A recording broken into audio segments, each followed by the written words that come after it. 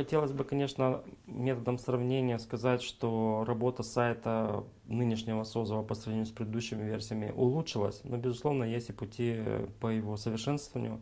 И, наверное, самое главное, хотя я не являюсь носителем гагаузского языка, но тем не менее мы живем в автономии, и наш сайт представлен только на русском языке. И об этом говорилось при обсуждении бюджета на 2015 год, что необходимо создать соответствующие отделы переводов при исполнительном комитете и Народном собрании Гагаузии, но, правда, не увеличивая общую штатную численность, а в пределах существующей. Для того, чтобы 3 официальных языка функционируют на территории автономии, безусловно, необходимо, чтобы эти нормативные акты публиковали.